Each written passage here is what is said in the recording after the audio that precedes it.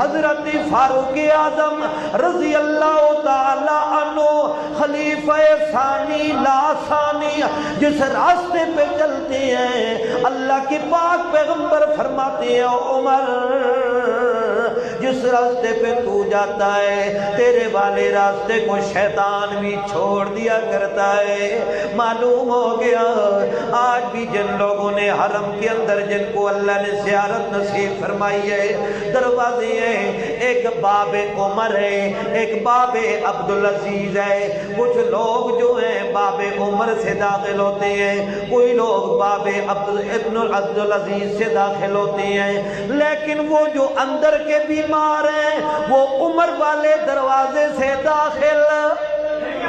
اللہ ظاہر یہ کرنا چاہتے ہیں میرے محمد کی زبان نے جو بولا تھا کہ محمد میرا عمر تیرے راستے سے کبھی شیطان داخل، معلوم ہو گیا جہاں پہ عمر کا نام ہوگا وہاں سے کبھی شیطان داخل نہیں ہوگا۔ اللہ فرماتے ہیں لیکن میرے محمد کے اس وفادار یار کی حالت کیا ہے؟ یغضون اصواتهم عند رسول اللہ،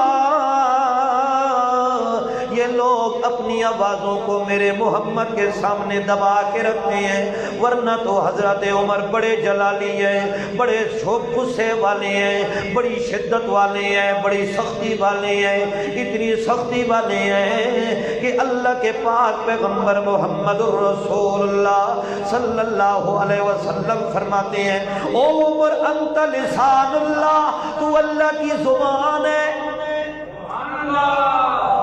عمر کو کہتے ہیں تو اللہ کی زبان ہے، تو زمین پہ بولتا ہے، اوپر سے اللہ قرآن تیری تائید میں نازل فرما دیا کرتا ہے۔ اللہ کا قرآن تیری تائید میں بول رہا ہے۔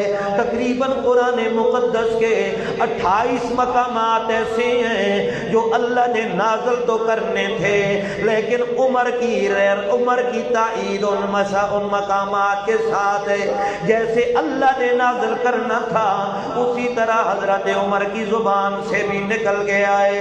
معلوم ہو گیا حضرت عمر کو اللہ کے پاک پیغمبر نے ایک اور لقب بھی دے دیا۔ اللہ کے پاک پیغمبر نے فرمایا انت الفاروق، او عمر تو فرق کرنے والا ہے۔